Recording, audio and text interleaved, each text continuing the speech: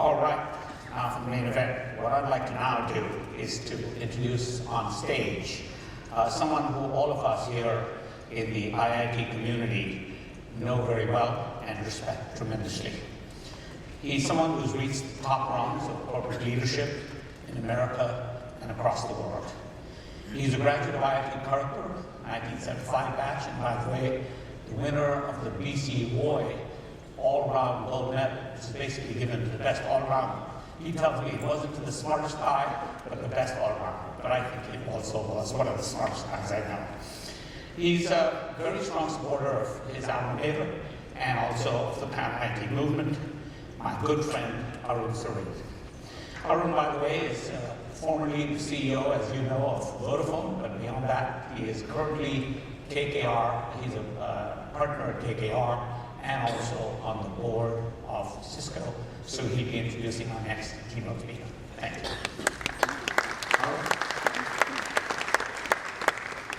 Thank you, Ron. Good morning, everybody. How are you? Okay, it's time to wake up. Coffee should be kicking in by now. Nice to be here. This is my second appearance at the Pan-IIT conference. The first was in 2007. Back then, we had just closed the Vodafone Hutch deal. We paid $11 billion for this company. We had 15 million customers in India. All of India back then had only 100 million mobile phone customers. Of course, as we know today, there are 900 million customers in India. So India has had a tremendous journey in the last 7 or 8 years. I've just come back from India, looking at a number of startup companies, and I'm very impressed with the startup and tech energy that I see there. And to me, the thing that we saw back in 2007, in a slightly different way, is happening all over again. There are 50 million smartphones in India today with some kind of data connection. Let me call it a 3G data connection. In 5 years, there will be 500 million smartphones. Imagine how that is going to change how people buy, how people live, how people play. It's absolutely going to change the face of digital life in India. One of the most interesting things that I found on my visit was that all the great companies that are being born there, the Snapdeals, the Flipkarts, the InMobies, the Olas, by the way, I'm an investor in Ola, full disclosure, are all run by IITs. And to me, it is a testament of how well IITs have done for those of us who graduated in 1975, or those who graduated more recently who are taking on important roles in changing the business climate in India. Obviously, there are many leaders present here today from great companies like Google and Cisco and Microsoft, etc. So when I bookend what has happened on the global stage and what is happening in India, I think we should all take a moment and say, well done IIT and go IIT.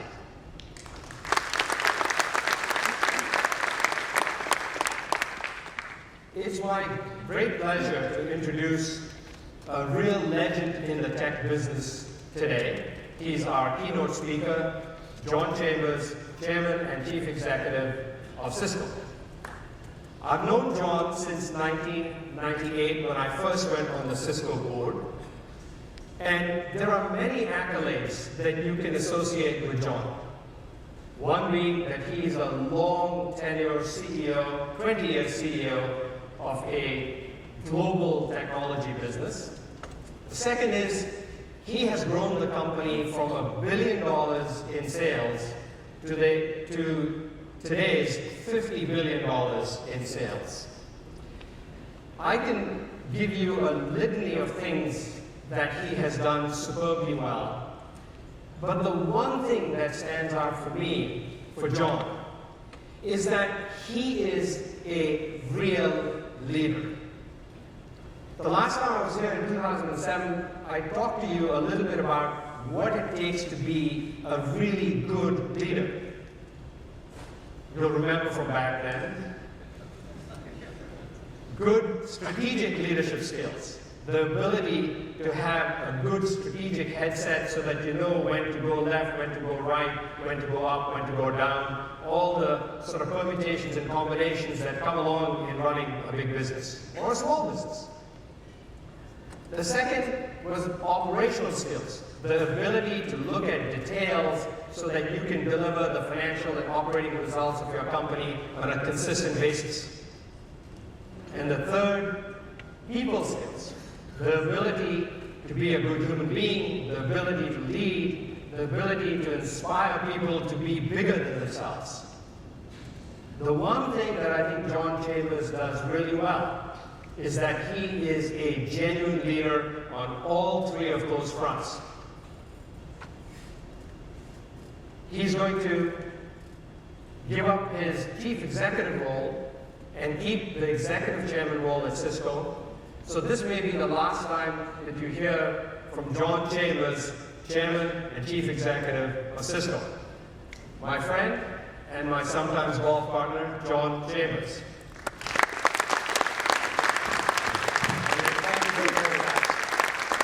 Yeah, today is my next day as CEO. I moved on to executive chairman. My definition of executive chairman is kind of like being a grandfather. I get to play with the kids, give them candy, round them up, get them excited, and give them back to management afterwards. But this is a group that I have a great deal of admiration for, and Arun, I want to thank you for the very kind introduction. I will try not to let you all down. In talking about perhaps topics that might be of most interest to you, your colleagues said, John, talk about where you see the industry going. Talk about lessons in leadership, both what you've done well, but perhaps even more important, what mistakes you've made. What are the challenges facing business, and how is this period of the Internet of People and the Internet of Things coming together to completely transform every business, every government, every home, every car, every wearable in the world. And then to spend about 20 or 25 minutes on questions that you all may want on any topic. If you agree with everything I say today, I will fail miserably. I will make you a little bit uncomfortable. But if you walk out of here with one thing that's really useful for you as a leader, and that you can really say, this helped evolve my leadership style or my direction of the company, or maybe something that you will do different in the future now I've accomplished my goal. I'm starting to hang out over the last 2 years a lot with startups. That gives me the feeling on what they're doing and where they're going, that they think differently than established companies, which tend to think linearly. But if you were to say, what is the one thing that is occurring that is the most dramatic change in the industry that each of us ought to really be thinking through, it is as this Internet of People revolves into digitization of every company. And the question is, are you ready? And I'm not challenging you. This is the exact same challenge I gave to our own company over the last 12 months. Even though many people would say we're the thought leadership of this area, and we've been the best example partnering with cities and countries and companies around the world to implement it, were we as a company ready to move with the speed that we need? And it is about speed of innovation that is the bottom line. When I started using this concept 2 years ago, and I said that 40% of the companies that I was talking to here in America or in India or in Europe would not exist in a meaningful way in a decade because of this transition that is about to occur, and they wouldn't be able to adjust their company as every organization in the world becomes a tech company, whether you're a manufacturer or retail or government. People said, I don't buy it. When I talk about this today, many of the CEOs would say it's probably too conservative. This will occur in my peer industry, and if Cisco doesn't disrupt, if we don't have the courage to reinvent ourselves, if we don't have the courage to change from literally a siloed organization to an outcome, we will not be one of the survivors in the IT industry. My view is out of the top 6 IT players, and most 3 of us will exist in a meaningful way. A meaningful way where you make a difference for your customers in 5 years. Message very simple: disrupt to be disrupted. On leadership, this slide is the one that I personally would say is my most important message, and where perhaps as a leader I've done well, and when I've made mistakes, it usually fits in this category. Successful companies or unsuccessful companies, I think, are determined around 4 key axes. The first is, do you get market transitions right? Transitions can be change in how your customers are going to buy your industry, their expectations, how they purchase in terms of straight out capital expenditure or over time as a service. It can be about new technology changes such as digitization, which will be the underpinning of the fabric of every company, not the enabler anymore where IT enables your business objectives. It will be so deeply embedded in your business process you won't know the difference between what is IT and what is the business process. Or it could be economic. And you tend to win in these inflection points, these curves, and as tough as it is to say, you win better in the negative curves than you ever do in the positive ones.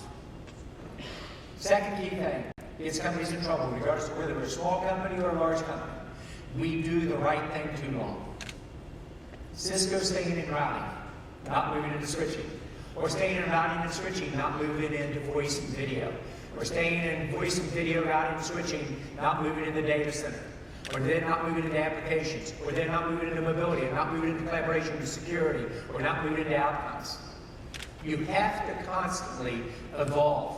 If you do the right thing too long and you don't move into adjacencies and bring those adjacency learnings and capabilities back to your core competency, that's what causes companies to fail. And where we've been successful is when we've done this really fast. And where we struggle, and we have our struggles like every company in this room will, it's when we move too slow here. The third element is reinvent. And that is reinventing yourself as a leader, reinventing your leadership team and your company. And that is one of the most important challenges to do. And candidly, it's the hardest to do. Do you know who's the hardest person to get to reinvent? The CEO. It's us. Especially if we build an organization that's doing well. And the fourth element that gets companies into trouble is they get too far away from their customers or their partners. So when you think about it, if you only take 2 messages away, I've already covered it. This digital disruption is going to be brutal, and you've got to embrace it and learn how to deal with it. And as a leader, the second message is, these are the 4 characteristics that I would submit to you are the most important about determining how successful you will be as a leader. A couple of examples. All of us know about Uber. You know, it's a taxi cab replacement company, right? No. It's a complete transformation of the transportation industry with sharing of assets. It is a technology company, first, second, and third. The number of rides with Uber, when the process came into being, have increased 5-fold in San Francisco. And this isn't just an issue about transportation. It's an issue perhaps how cars are going to be bought in the future. And this concept of asset sharing or people sharing will go across every segment of every industry, every government, etc. Airbnb, same thing. Asset sharing of a residence versus a traditional hospitality. Now, we all know those. You're now seeing digitization of entire countries. India, met with Prime Minister Modi just about 3 weeks ago. He gets it for India. He understands what a digital country means. He understands what digital manufacturing can mean to job creation. He understands what smart cities can do, how security must architecturally go across it, how this can empower not only a whole new generation of startups in India, but it can empower the average person in India to really participate in this next economic boom in a way that they were not able to do before. But one of the most interesting things I've read in the last month and a half was an interesting article in the Wall Street Journal that talked about a new startup in Europe where they were basically renting out salespeople. And then matched the salespeople to the company with the skills, the aggressiveness, the technical knowledge you need, and you could flex up and down what resources you wanted to do to help sell your product based upon the time of the quarter, or markets, or geographies. Think about what I just said. It isn't IT as a service, or sales as a service, or manufacturing as a service. or legal as a service, or finance as a service, it is very possible that a company in the future could have a CEO and a CIO and have billions of sales, and everything else is as a service. What that means for us in traditional business is if you stay structured in silos that do not work together, either your competition or segments of your business who do this, quote, outsourcing or as a service will be able to do that job at a much lower cost and greater speed with more flexibility. So it speaks to organizations of the future must go horizontal as opposed to vertical. And that is so contrary to a lot of the training that we learned in school and beyond, or what made us successful 5 years ago at our jobs. So you begin to think about this combination of digitization. You think about the combination of what causes companies to win or lose.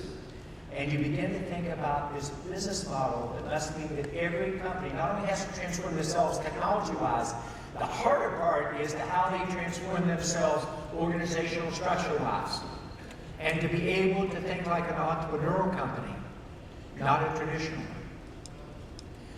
Sounds simple, very difficult to change. This was a concept that literally I started to understand more and more about 1.5 years ago. I'm a huge believer in GE. I think Jeff Immelt is one of the best CEO leaders I've seen, before him, Jack Welch. Their power of linear thinking, the power of one, is amazing. 1% increase in aircraft engines, more profits than the whole industry makes in a year. 1% increase in the distance of a locomotive per day is more profits than most transportation companies who operate these railroads make in a day. But if you think linear, and you sit down with the startups, it's not even in their vocabulary. They think exponentially. They think literally the power of X. And that's what's going to occur with this new technology and organization structures. And if we as leaders remain in cement in our structures and our views, we will not be successful. I know this is very controversial, but think about it as you walk out to see how close it is. Cisco's had a lot of successes and a lot of mistakes. But what we've done very, very well is we've got market transitions right. And often the time we moved into them, the market kind of looked at us sideways and said, what are you doing? You can imagine explaining to service providers 17 years ago, their primary product, voice, where you make 90% of the profits, will become free. But you could see it was going to occur technology and business-wise. It's the willingness to have the courage to make those changes.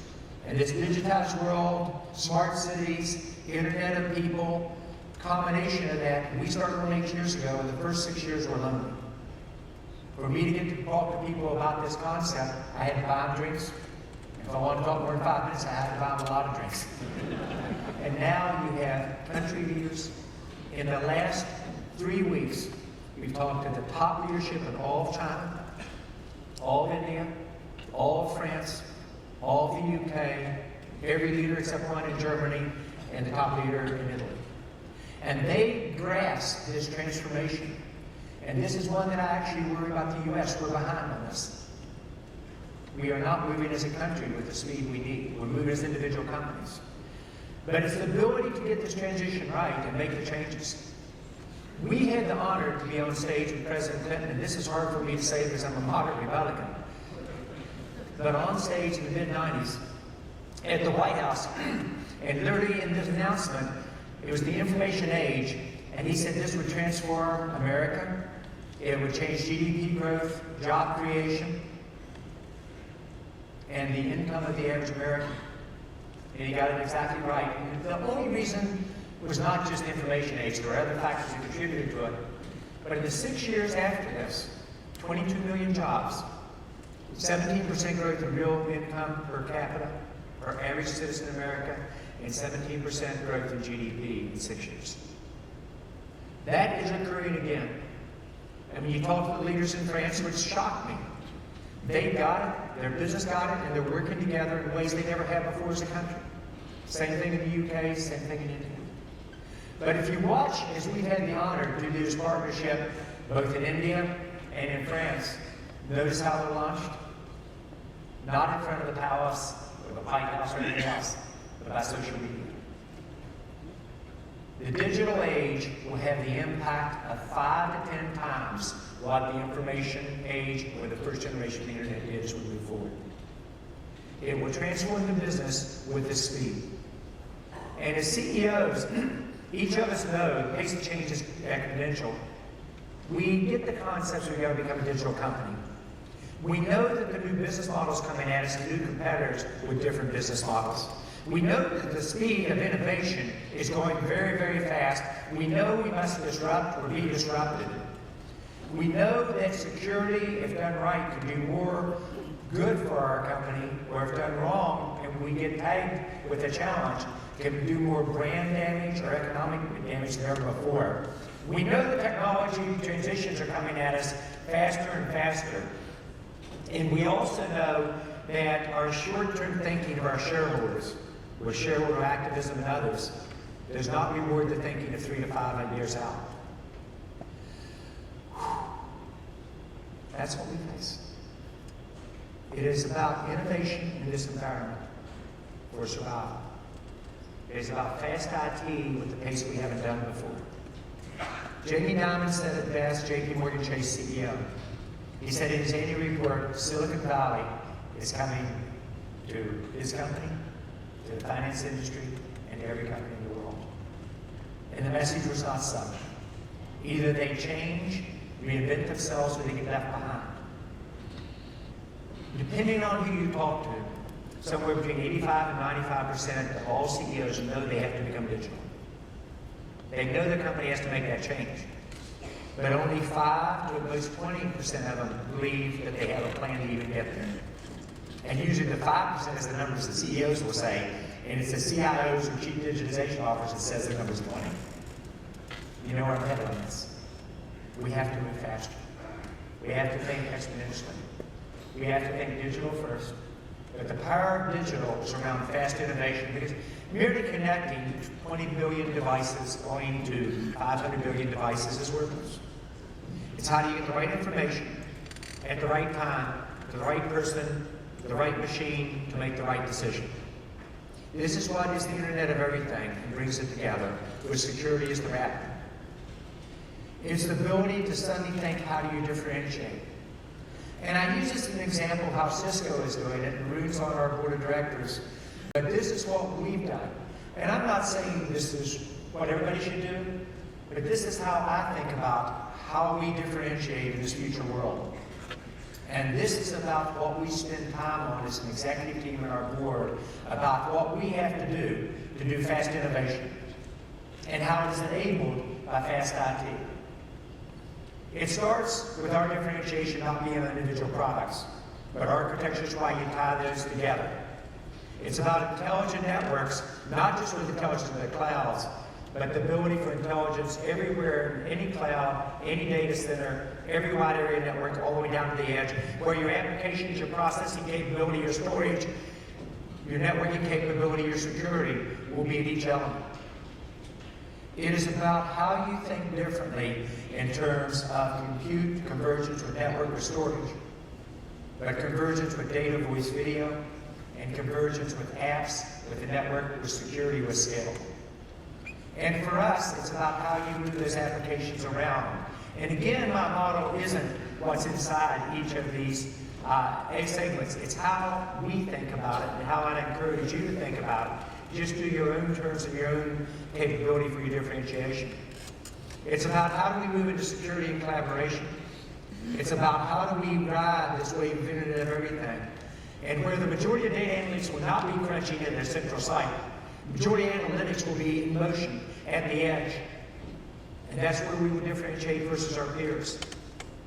Cloud and inter-cloud capability. But here is the toughest part. For us to make this transition as a company, we had to change our organization structure. We had to be willing to turn our organization sideways toward outcomes, not in silos by products. We had to change everything from sales to engineering to services to legal to finance. And we had to move toward outcome thinking as opposed to box thinking. That's our strategy for how we're going to position ourselves as this tremendous transformation that has almost unlimited opportunity, but also unlimited challenges comes at us. We polled our top 25,000 customers coming to one of our events, and these were the IT side. And we asked them what were the major inhibitors to doing this translation to a digital company. And notice what they said. They didn't say anything about technology. That's actually the easiest part, and it's hard. They talked about company culture. They talked about cooperation and coordination between teams, breaking down the silos. They talked about, are you putting the right skills and number of resources to make this transition, and how does security help it occur? Here's what we did, and this is sharing of lessons. And one of the things as a leader I found is so important is you've got to visualize, as Arun said in the opening comments. A leader has to visualize where you want to go. The strategy to get there, you've got to develop the team that can implement on that. You've got to communicate it effectively. And then you need to move your whole organization. The technology is what we just talked about. It gets us really excited here in Silicon Valley. And I can go on and on about this. But it is actually the easiest part. It was the willingness to change our organization. And at Cisco, our voluntary attrition is around 4% for the last 20 years. I hired everyone in the company except 23 people. I know every illness is life-threatening to every employee, spouse, children, and we help them like no other company. And yet, in the last 18 months, we've changed over 30% of our top leadership.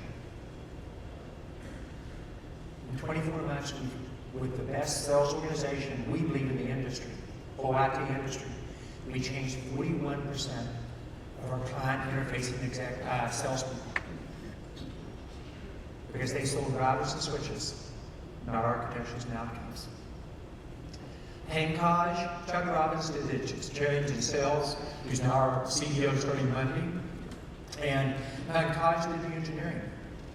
92 silos in engineering. He turned it sideways, and unfortunately, in 2 months, took out 24 of our top 92 engineering units. Moved to outcome-based results. What this did, we then changed process, speed of innovation, a different type of culture, a great culture where we expanded it. And the results, all of a sudden now, you see us move with the speed that we could never move before. We used to design routing products. 2,500 people. I mean, it was big, it was exciting. 3 5-year projects. We now do it 250 people in 12 months. Collaboration capabilities that would take us 2 to 3 years, we do literally in 6 months with 18 people. It is the ability to all of a sudden, in the last 4 years, generate $5.4 billion in revenue with $400 million in expenses.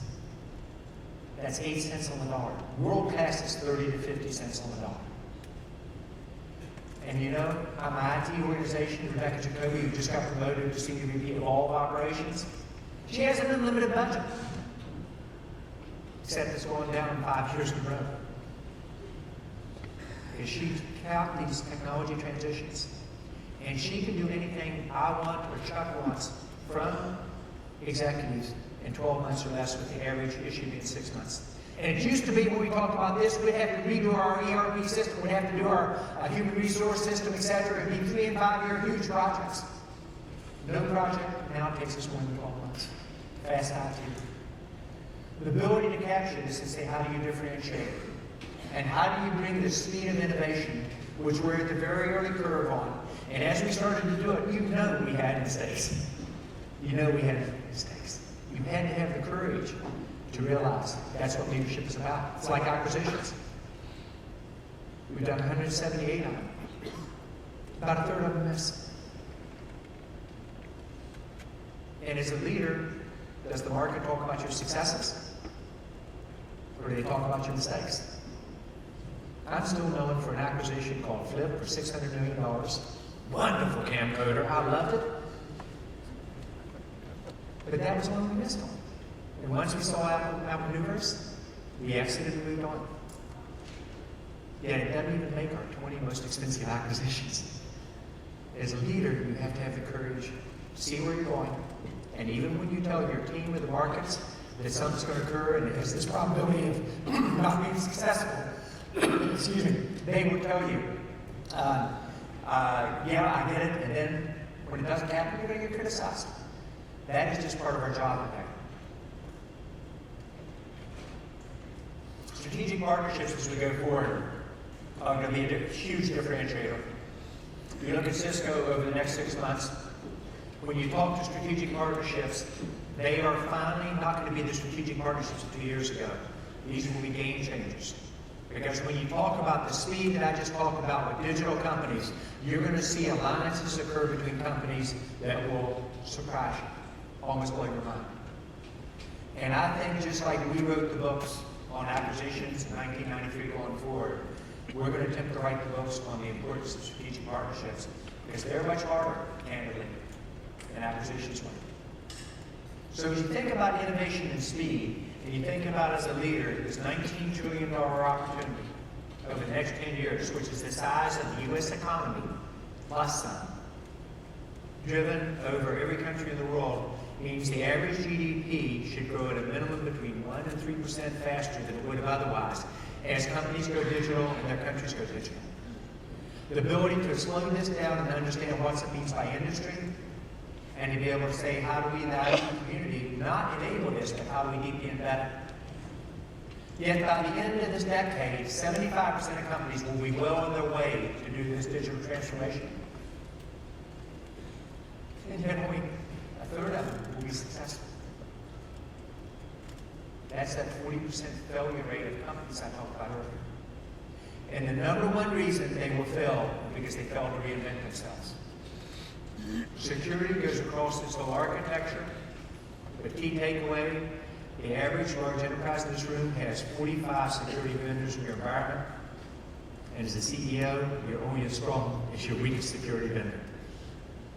The ability to think differently on how do you do this, and how do you realize, from Cisco's perspective, only the network, literally as a sensor, and the ability to block this can occur. Now, what I'm saying is, what we try to do as a company is understand our sustainable differentiation versus our peers, what is short-term, what is long-term. Security is one that through the network we think can be a huge differentiator. Each of you in each of your areas, I would challenge you to think the same way. What is your differentiation today? Is it short-term or long-term? If it's long-term, make sure you continue to evolve in the position. If it's short-term, say how do you transform as you go forward? This was an opportunity for Cisco and a mistake by our peers. Instead of being a one-product company, and when we moved into switching, our stock went down that day when we bought a company, can you imagine, for $92 million with $10 million in revenue? I wish that existed today. But our stock went down. Fast forward today, that's a $13 billion a year revenue stream. But what we did was take routing and switching and voice and mobility and security and collaboration, you know where I'm going. And we moved into the number one, number two position in each of these areas. And as we did that, our peers stayed doing the right thing for too long. We had a router company, a switch company, a mobility company, a voice company, a video company. And you know where I'm going with this? Because they did the right thing too long, we got it. We brought it together with architectures and outcomes, dramatically lower operating expenses. And this is how we beat the white label and the free software guys that we called out 5 years ago as a transition coming at us. The ability to disrupt.